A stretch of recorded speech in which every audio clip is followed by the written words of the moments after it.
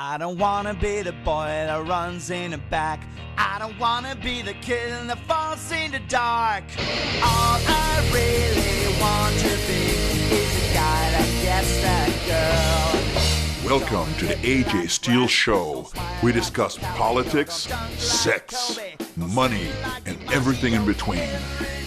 And now, here's your host, an immigrant, a self-made millionaire, an American, AJ Steele. Everything I say and do, I'm just not good enough for you. I don't wanna be. Ladies and gentlemen, welcome to another great episode of the AJ Steele Show. We have an excellent guest coming up in a few minutes. His name is Adam Weiss. He is a political strategist, and he is the co-chair of the Trump Victory New York State, which is President Trump's fundraising arm.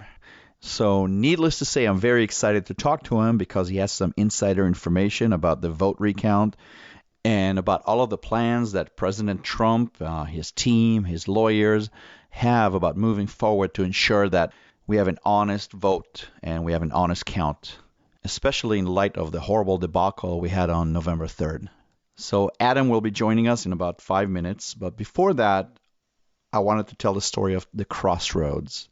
I guess I should start by telling you that I feel that our country is at a very dangerous precipice. In some ways, you could say that we are at a national crossroads. We are at a crossroads of a battle between light and darkness, good versus evil. And no, I'm not going all biblical on you, but for some reason, my story does have religious overtones. Now, how do I explain to you what I mean by all of this?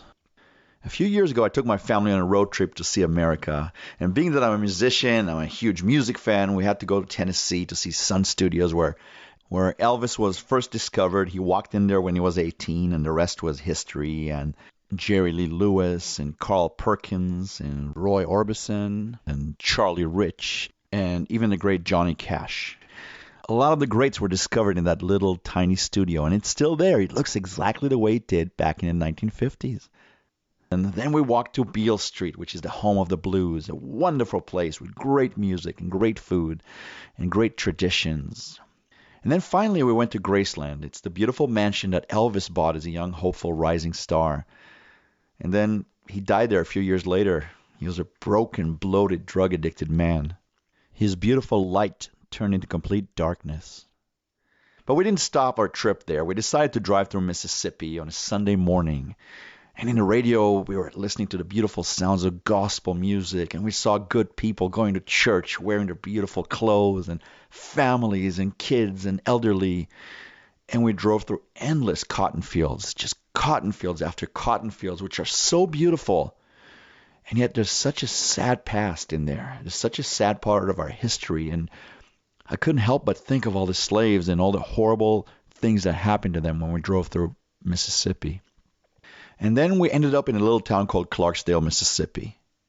And let me describe this little town for you. It had a bunch of old shacks. They're known as shotgun shacks because if you they're so long, and it's basically just one big long room. And if you shoot your shotgun when you get in the door, from the front door, you will hit the back of the house.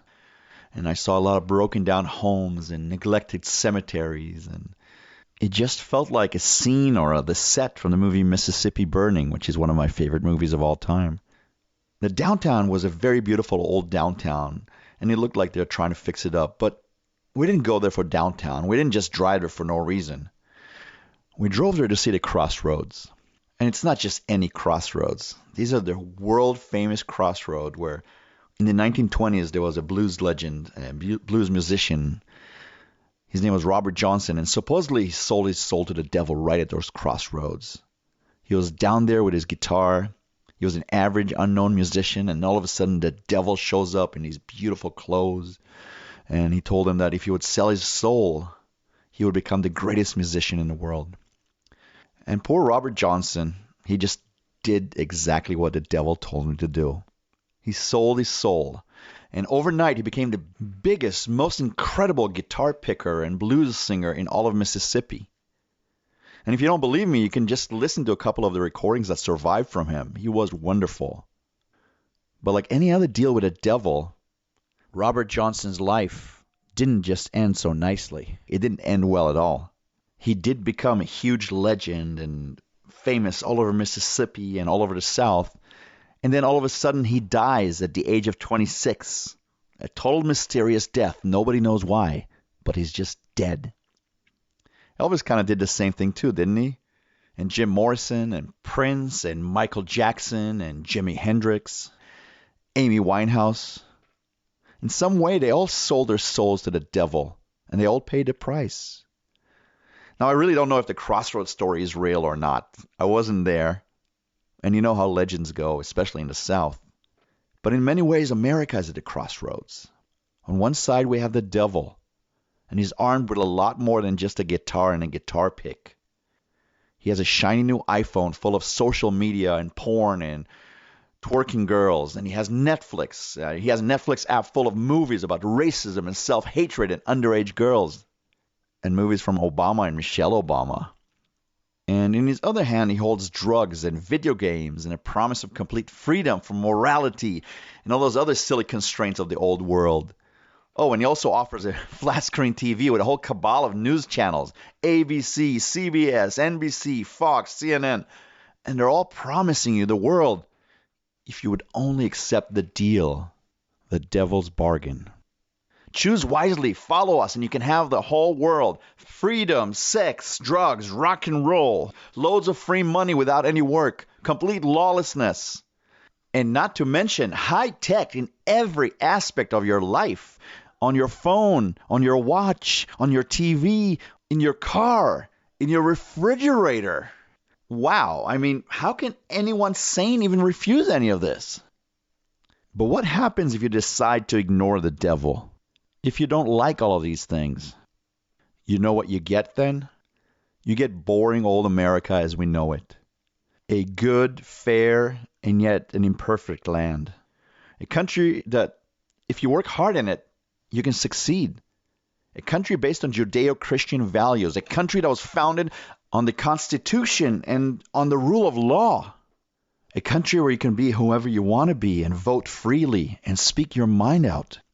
Not a very sexy country, but steady and nonetheless more beautiful than any country in the world.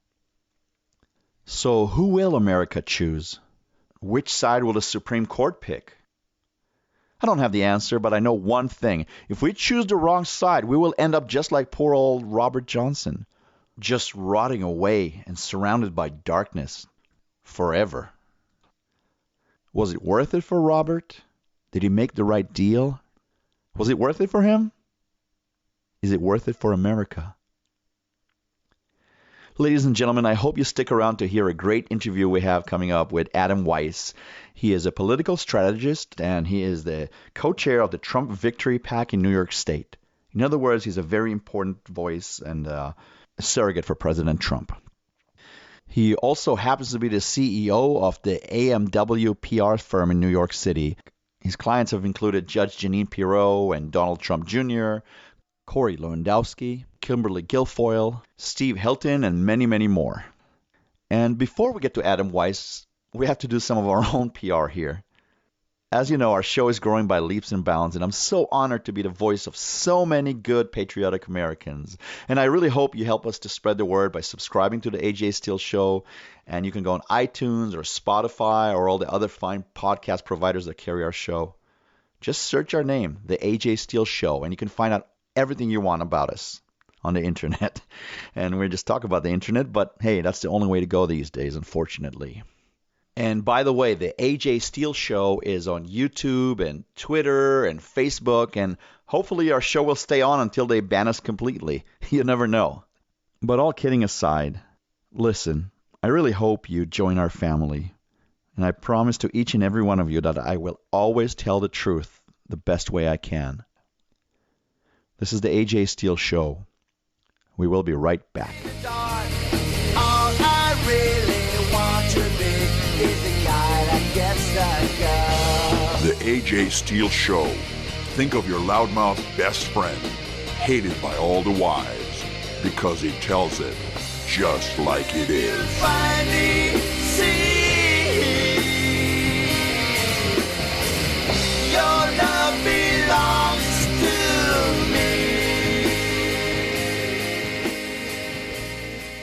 Hi, Adam. Welcome to the AJ Steele Show. AJ, thanks for having me. Adam, it's a pleasure to have you on with us. I want to start by asking you the question that every one of my listeners and every conservative in America is asking. Did Joe Biden win the election? Is Donald Trump finished? Perspective, no. From the media's perspective, yes. But then again, media doesn't call elections. Media doesn't declare winners. It's the Electoral College. It's the states. It's the Constitution.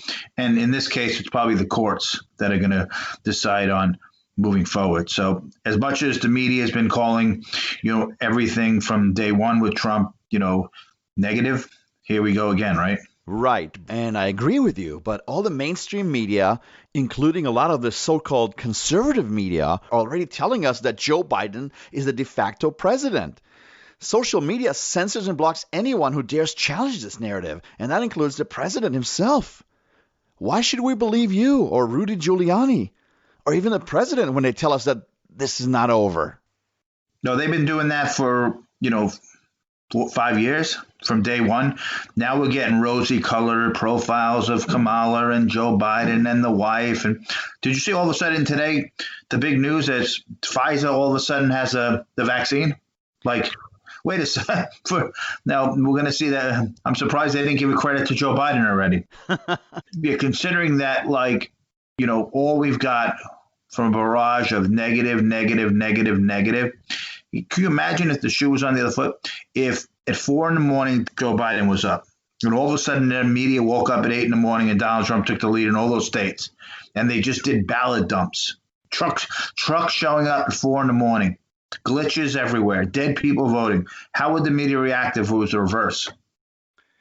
Well, I think we all know exactly how the media would react to all of this, and that's not the only issue. I mean, if you look at the vote, if you look at all the Democrats that lost their House seats to Republicans, the Republicans actually gained House seats. They kept the Senate, which was completely unexpected. All the polls told us that would never happen.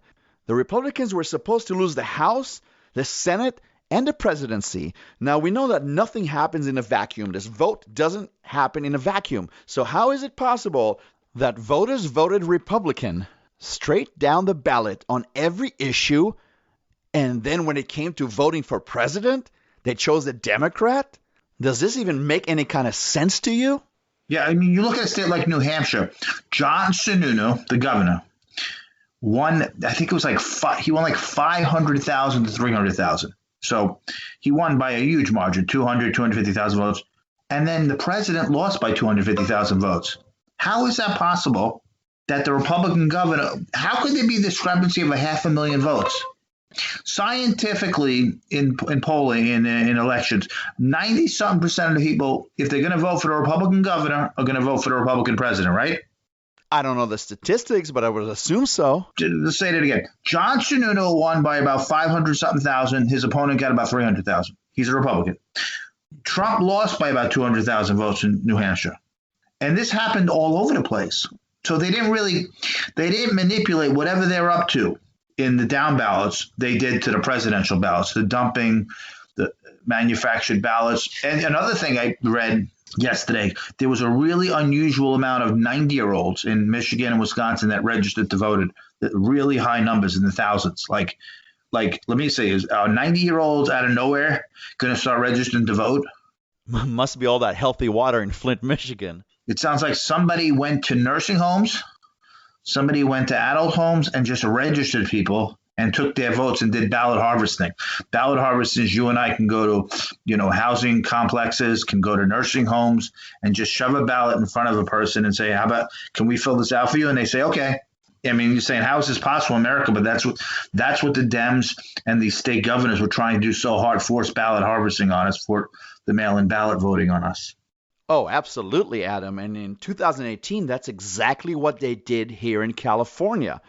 That's how basically every House member that was a conservative from California lost their seat. And I know all about the hospitals here in California. I used to run a big hospital corporation in the past, and that's exactly what they did. They used to send people from the liberal church, from the synagogues, from wherever to help them fill out their ballots. So I guess 2018 was their trial run out here in California, and it worked perfectly. And then by 2020, they went national with his complete ballot harvesting scheme. But yes, just like I said, in 2018, that's how most Republican House members in California lost their seat. I remember that. I went to sleep and there was, what's her name? Some in Orange County, Asian woman by the name of Kim was up. She had a good lead. A week or so later, gone, right? All those ballot harvesting. I think 3 or 4 seats Republicans were up at the end of the night. And then by the time the ballot harvesting, everyone was wiped out, right? Well, it's just like deja vu, isn't it? Yeah. So they're up again, right? So Are they going to do it again, or the Republicans, were they able to learn and do their own ballot harvesting? I guess we're going to find out in a week or two, right? I guess what you're saying is we should do to them what they do to us. I guess it's probably harder because on ours to do the ballot harvesting because, we play fair, but, Democrats tend to get urban areas, right? So you can, a lot of urban areas have housing projects, housing complexes, right? You can walk in and you can find 100 people at once. You walk into one household and there's 7 people living there, right? Mm-hmm. And they tend to vote Democratic. So it's a lot easier than the ballot harvest 1,000, grab 1,000 votes in one swap. Republicans are out there knocking in suburbia, rural, and one at a time. A family here, a family there. It's harder for Republicans to do the ballot, much harder. Adam, we could talk about ballot harvesting all day and all night, and we still won't cover the half of it. I wanted to ask you another question. There's so many Americans, so many of us Americans who actually care about the truth and about election integrity. And we all know that the president and his team are challenging the vote count in a lot of swing states, places like Georgia and Pennsylvania and Nevada, Michigan, even potentially Arizona, from what I hear. What proof do the president and his team have that this election has been stolen? I saw, yesterday a press conference from Georgia or Philly that they had some actual dead people that voted. So that's some proof. And then if it's 4:30 in the morning in Philadelphia, you start counting ballots again, and Trump is up 700,000. But you don't let Republican poll watcher watch. That's fraud because that's against the law. So if you're doing something against the law right there, that should be fraud in itself. Okay, you're not allowed. They didn't allow them to watch. They didn't allow them to be seen. Then finally they let them. They said you have to stand 20 feet away. I don't know how is someone supposed to see a ballot from 20 feet away.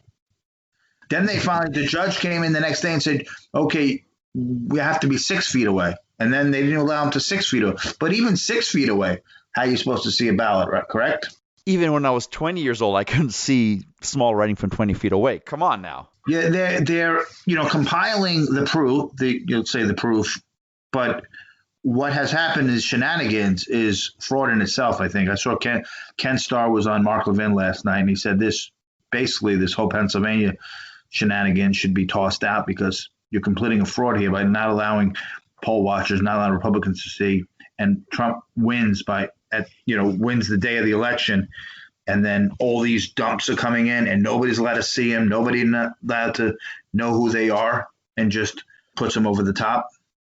Look, Adam, I've lived in America since 1983. I came here as a kid, and I got to witness many elections, and I got to vote in many of them too. And never in my life have I seen an election like this where multiple states are not done counting on the night of the election. Have you ever seen anything like this?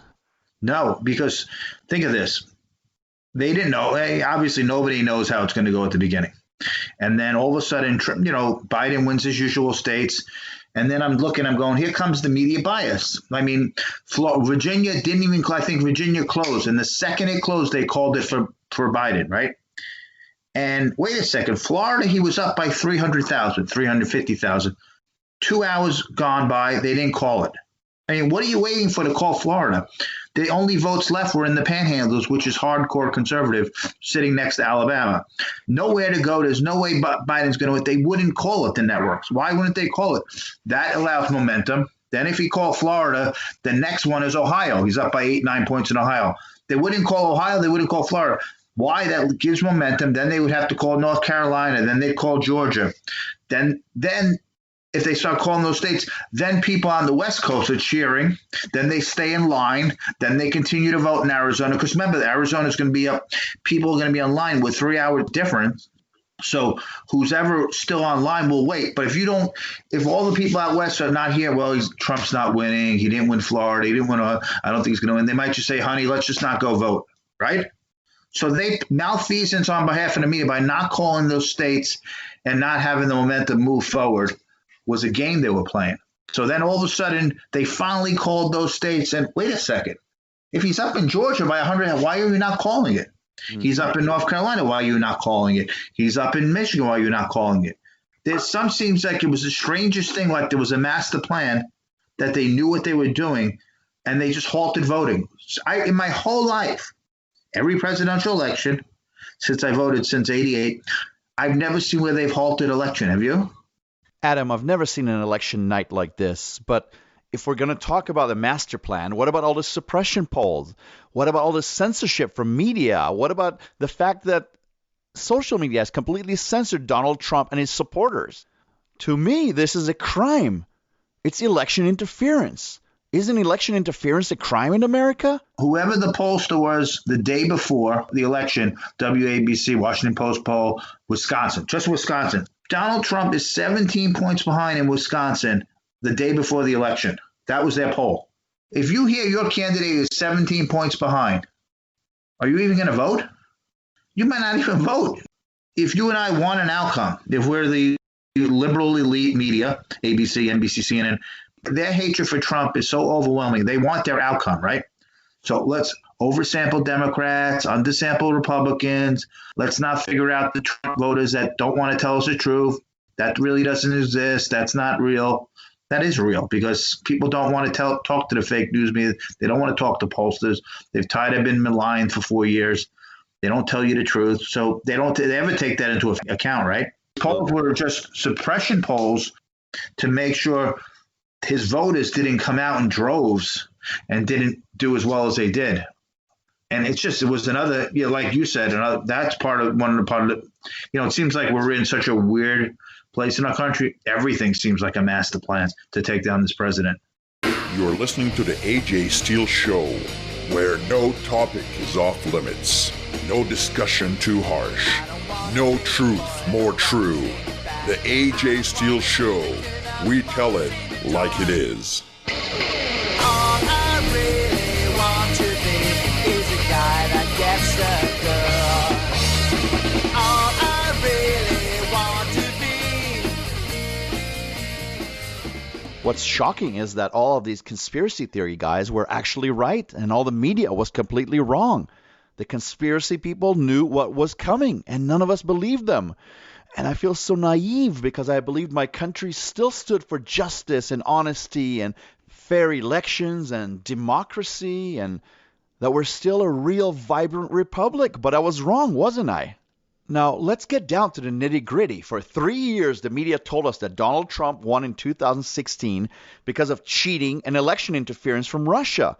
But now they're telling us there's no such thing as cheating. There's no way to interfere in an election, and that we have no right at all to question the fairness of this process. So who are we supposed to believe? The media in 2016 or the media in 2020? The media told us we needed patience.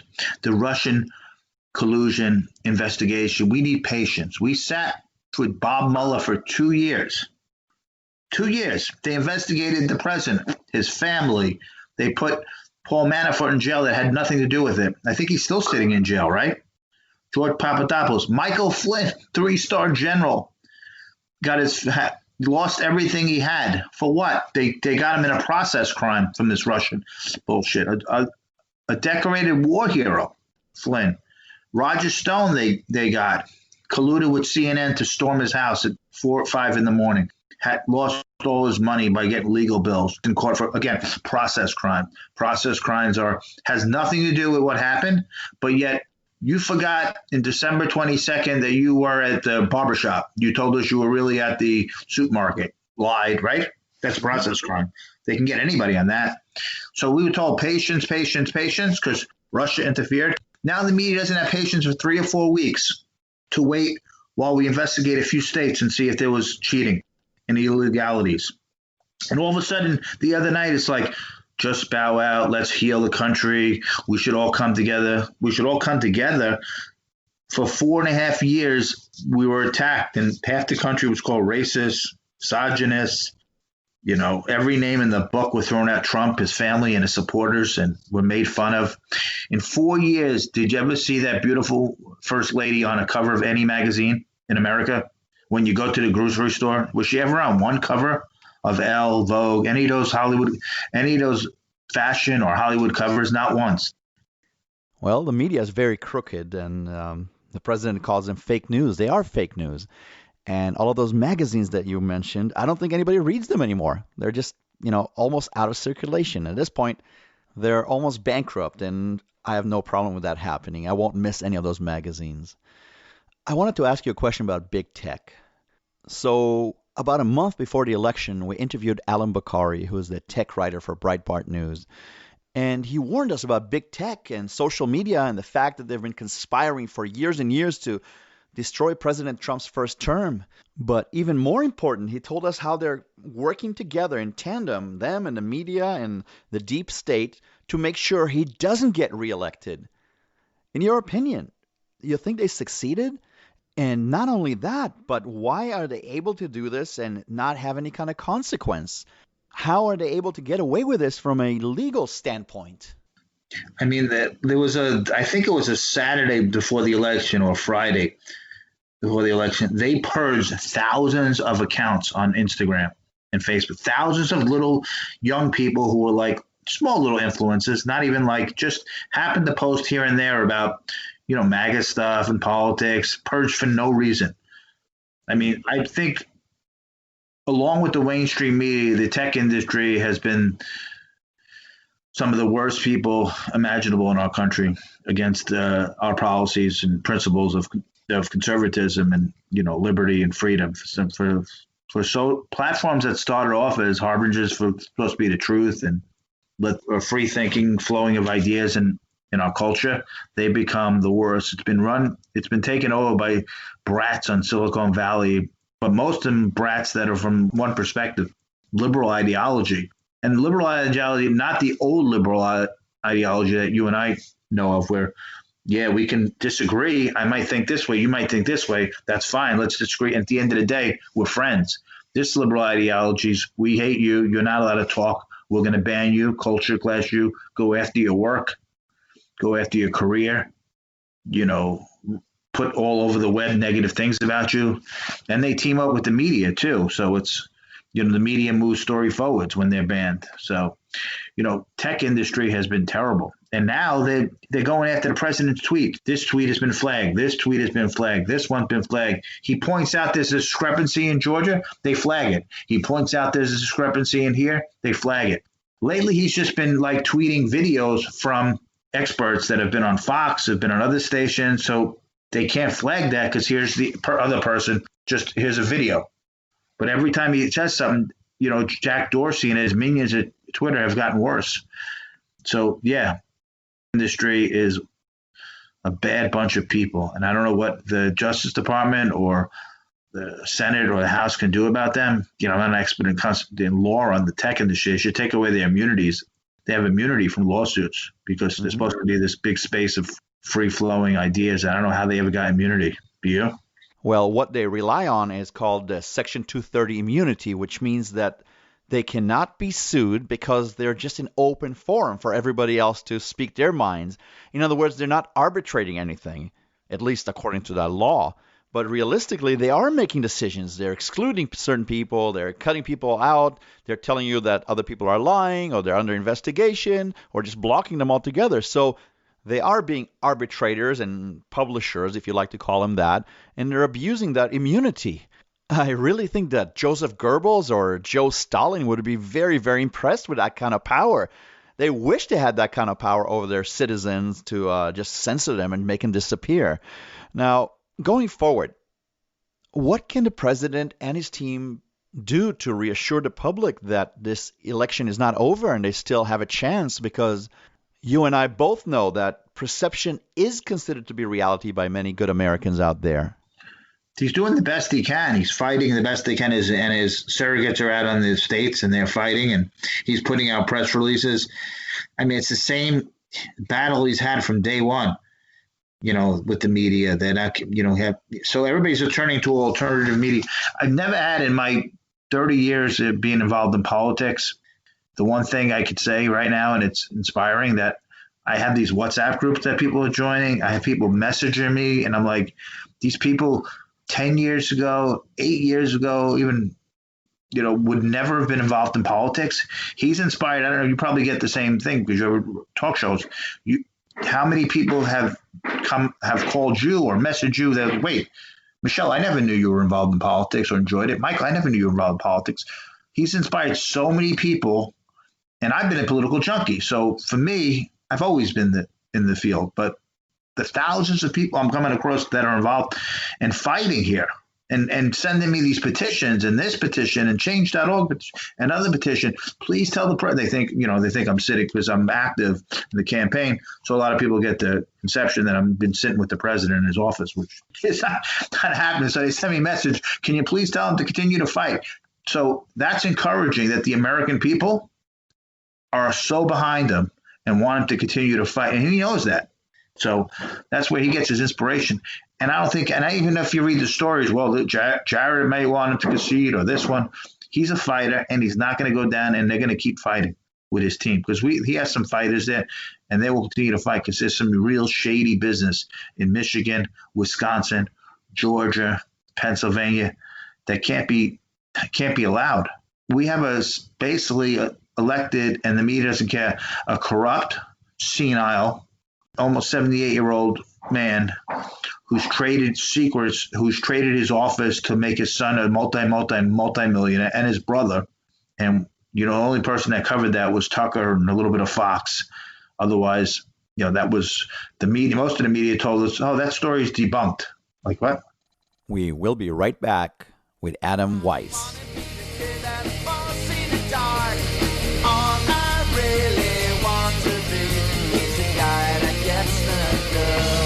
AJ Steele. Not right, not left, just right.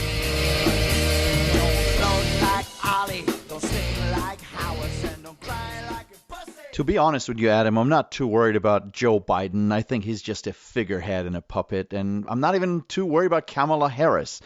I'm from the San Francisco area, so I know a little bit about her, and she's nothing but a mouthpiece as well. Who I'm really worried about, or what I'm really worried about, is the deep state and all the globalists that will be controlling this administration. They're the real villains here, not Joe Biden and Kamala Harris. They're nothing, just puppets, empty-headed puppets. Right, exactly what you said, because Trump really exposed them. Before Trumpism came in, before Trumpism, people said, what does that mean, the deep state? What does that really mean? There really is a deep state, right? And then most politicians just play along with it. They get elected. Oh, the big, corporate elites say this. The world body says this. I'm going to play along with it. Now, one person came in like a wrecking ball and said, I'm not playing along with this, right? And they just went after him, the deep state, just every day. And somehow the people that were supposed to be the arbiters of truth and fighting corruption didn't care anymore. They just played along with him, the media. I hate to harbinger in the media, but they've been such a biased force. 96% of coverage has been so anti-Trump. It's amazing that he did so well as he did, considering. Can you imagine if someone just every day for 4.5 years, 96% of the media wrote negative stuff about you, and you were able to still have a movement like you did? It's amazing. Well, my mom always used to tell me that the truth always comes to light, and I'd like to think that that's the case in this world. I really think that this whole election is going to hinge on what the Supreme Court decides. That's really the final deal. And I really want to think that the judiciary is independent, but I know they also have to live in the real world, and I know they have real world concerns and stresses. Going forward, how good is our evidence? Do you feel that we have a strong enough case to prove all of these massive cheating allegations, and specifically like on a national multi-state level, not just here and there? I know in Pennsylvania, the whole thing is shady, that big vote in Pennsylvania. I mean, I went to bed. I mean, you go to bed at 4 in the morning. I went to bed at 4 in the morning. I wake up at 9 and it's shrinking. And a few days later, it's gone. And nobody's allowed to look at the votes. And we don't know where they came from. They were just dumped in vans. I mean, that just can't stand in America. I don't know where it stands, but Judge Alito said on Saturday, all the votes that were handed in after 8 p.m. need to be put aside. So that was a great ruling. So where's it? I don't know where exactly it stands from here, but he said everything that happened after 8 o'clock, all those votes, which at 8 o'clock, Trump was ahead 700,000 votes in Pennsylvania. Think about it. You know, they stand there. They know President Trump, the election is over. The polls have closed. He's up 700,000 votes. Okay. So, AJ, you know you have to go manufacture or dump 792,000 votes to win. How did that happen in every state? It's like, okay, we know the results. And usually we know the results and the election closes. The polls are over. That's the election. No, we know the polls are over. We'll just stop counting. We'll let the other side in all these states go manufacture just the amount and a little bit more to defeat Donald Trump. I don't know you, but this is the most shadiest operation I've ever seen. Look, I know all of this stuff that they've done defies belief, and I believe absolutely that they cheated on a mass scale. But I hope we have a little bit more than just anecdotal evidence, because the court is not going to accept that. They're going to need facts. Everything. You can't stand there and say every single little evidence, not exact evidence yet. I mean, they didn't walk in and go, here's 20,000 dead people. But everything we're discussing here, from the discrepancy in down ballots, which is unheard of. Scientifically, it just doesn't make sense to register 90-year-olds out of nowhere, thousands of them, right? I mean, all this combined has to make some sort of massive case in these states that comes up and say, wait a second, what is going on here? For a guy who couldn't get 10 people to a rally to get 73 million votes, or 74 compared to 71 for the president. Oh, for sure. I think that old Joe Biden got more votes than President Barack Obama at his height. I guess he's more popular than Barack Obama. Listen, it's been so great talking to you, and I think you're doing very important work, not just for America and our republic, but for the rest of the world, because there's so many ramifications to Trump winning or Biden winning. How do you see this whole thing playing out? Do you think that President Trump is going to win and he's going to make it to his second term? I mean, this is some magical forces have to come into play here, and everything has to, we have to get aces in the hole here, or get a royal straight flush. But at the end of the day, if the Supreme Court does the right thing, I think we have a shot, because that's the last bastion of, stopping this fraud in America. So it's all up to them. I'm praying here, but, they're rushing to install Joe Biden. They're covering him like he's the president-elect. You're not the president-elect until the actual president concedes. Adam, it really seems like we live in an alternate universe, and this is not normal. This is not my America or your America or the America I want for our children. Before we end this interview, I wanted to ask you if there's something special you want to tell my audience. Yeah, I want everybody to, as best as you can, keep the blinders away from the mainstream media. That's an alternative universe. Try to find your news other places. The AJ Steele Show is one. He does great work here. Other sites you can find on the web: Breitbart, Gateway Pundit, Conservative Treehouse, New York Post. Some places that are fair, not the Drudge Report. I don't know where they went. They just they used to be strong arbiters of truth. I mean, somewhere along the line, I think he, got kidnapped. So, but keep the faith. And if it doesn't go our way, America is still a great place.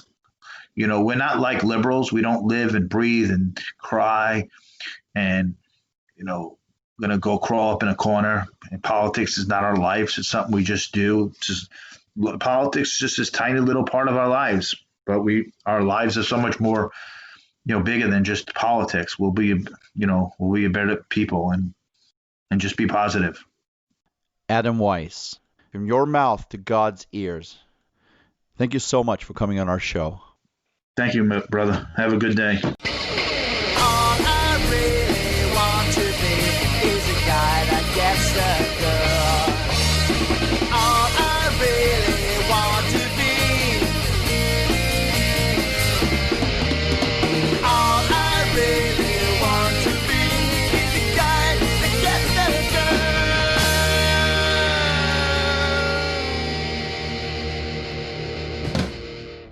The AJ Steele Show, copyrighted 2020.